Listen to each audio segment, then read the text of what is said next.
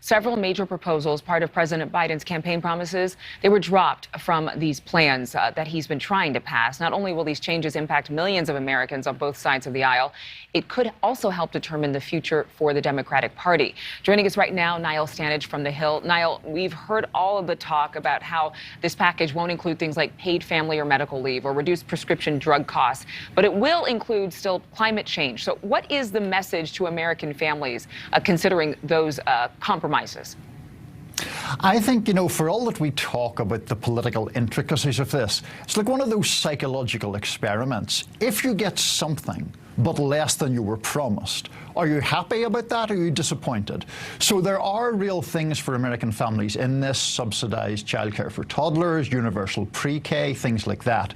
But there are big things that have gone: paid family leave, for example, free community college. So it's a very tricky balance politically, I think, in that respect.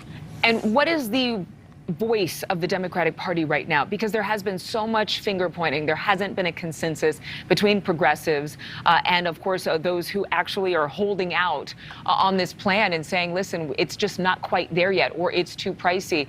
Has there been contention as of this announcement of these compromises?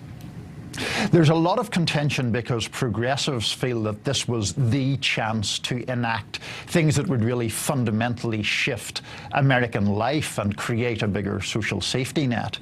But now I think Democrats are trying to say, well, look, we've got something. Let's take what we have achieved. Let's pass this legislation, because failure to do that would be politically catastrophic and would also fail to help the people that they were elected to help.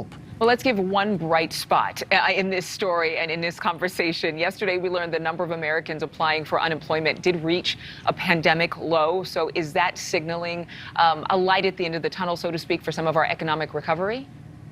I think it is. I think it shows the economic recovery picking up steam.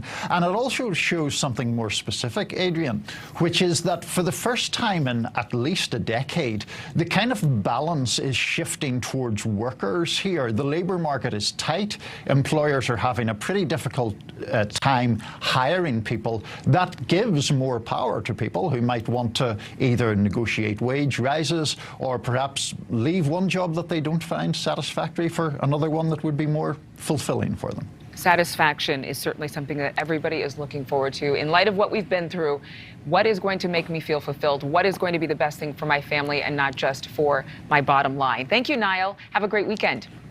Thanks, Adrienne. You too. Thank you so much for watching. Make sure to click on the red subscribe button below so you can get more of NewsNation's fact-driven, unbiased coverage.